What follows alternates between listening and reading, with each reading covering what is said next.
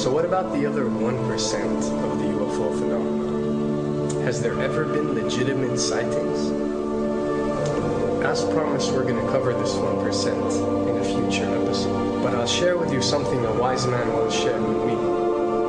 Before we should start focusing on dealing with problems outside our world, we should first focus on solving the problems within our world. And before you can start solving problems within your world, you first have to solve problems within yourself and within your surrounding environment of family and friends. So basically what I'm trying to say is that we have priorities that we need to focus on first and foremost so we can successfully build our lives and our minds.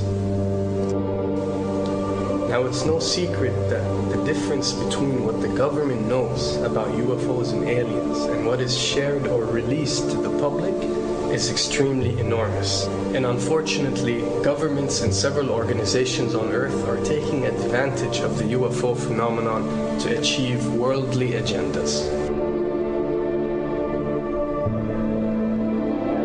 We see particle beams, huge ones, firing at things that are, you were saying 200,000 Gs. Yep. I mean, go over that. Well, because I think it's part of a test for if there are bad guys out there. Or maybe they're doing preparations for factions. We may be looking at more than one faction. Remember, these groups tend to fragment. They fractally fragment so that you have wars within wars within wars.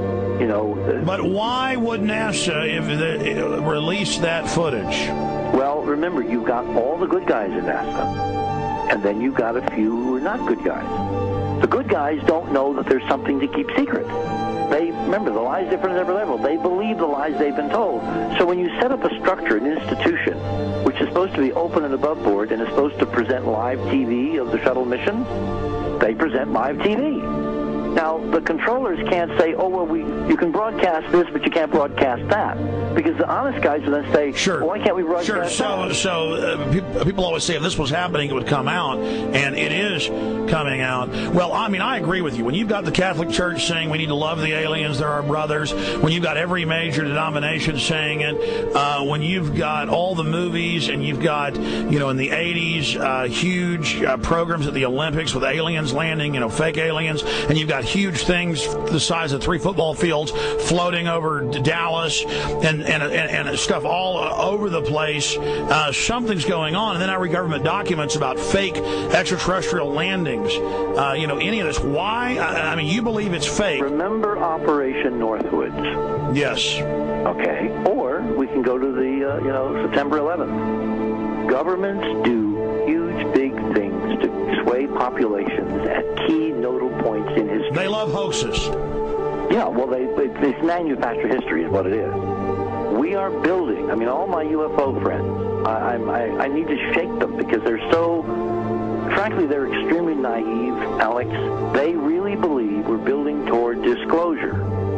I believe we're building toward a mass, carefully manufactured fake event where ETs, who are really humans, who are really part of this secret clique, who are probably Nazis, who have developed or perfected their technology from World War II, which is why you've got to get, Joseph on. They are going to basically fake out the world. And there's an incredible window on the Nazi black ops programs, the compartmentalized, incredible high technology efforts that were being funded by the Nazi war machine, particularly toward the end of the war in a desperate effort to win the war, and they fastened their hopes on several key technologies, some of which appear to be the control of gravity itself, which again is a separate piece of data from my work, which came at this from a hyperdimensional physics perspective. We know there's a lot of suppressed technology. 20 years after the B-2 bomber was already in service, they declassify it. So we have a lot of cases of that. We know there's a whole shadow government.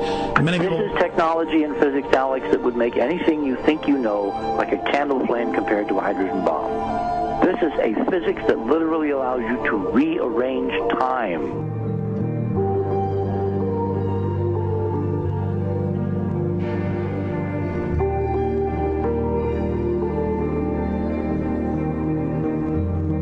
it. But I mean, imagine you've got all these compartments in these pyramids within pyramids of compartmentalization. That's why that's the New World Order symbol.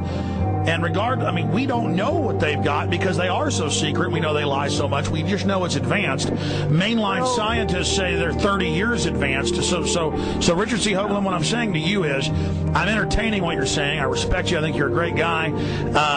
My only issue is, like you said, dealing with what we know they could be up to. The fact, Alex, we have done experiments. We have our own data. We have experiments now from the Soviet Union. 30, 40 years when the Iron Curtain came down, when Glasnost finally prevailed, a huge amount of stuff was declassified from the KGB as well. And we now have put this data together.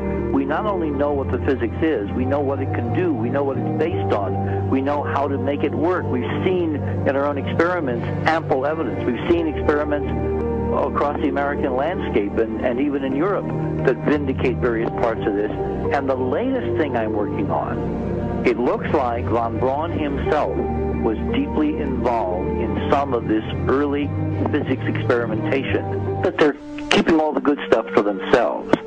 The reason is that if we got access to the good stuff, if we got access to the technologies, the energy, we wouldn't be worried about $4, $5 a gallon gas or $10 a gallon gas.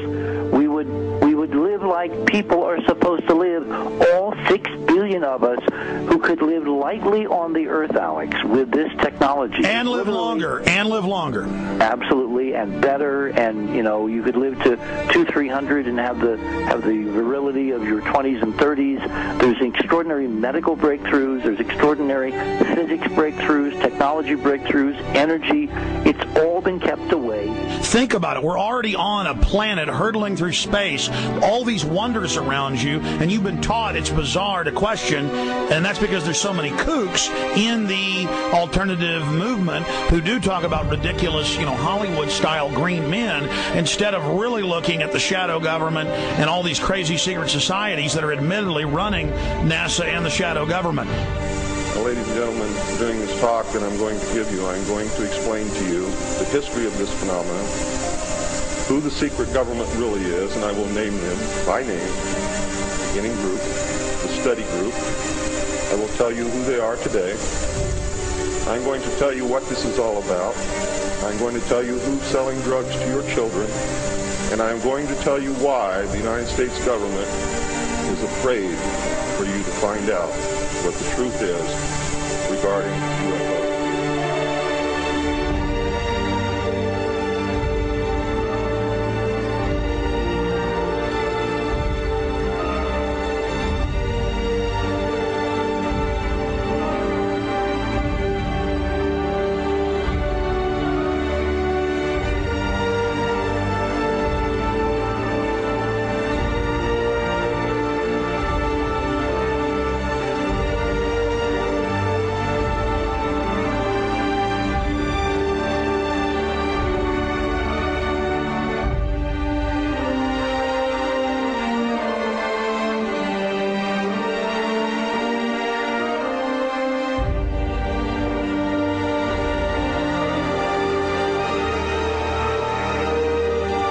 And it turns out that even though she remembered that she'd been part of the team to debrief the astronauts, she couldn't remember a thing that they said.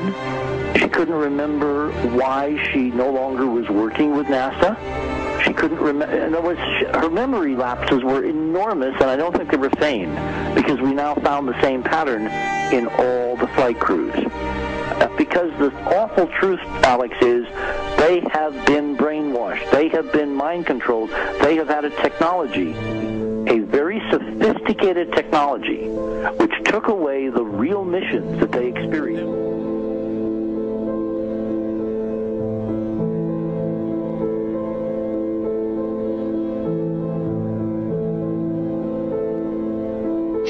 Sorry.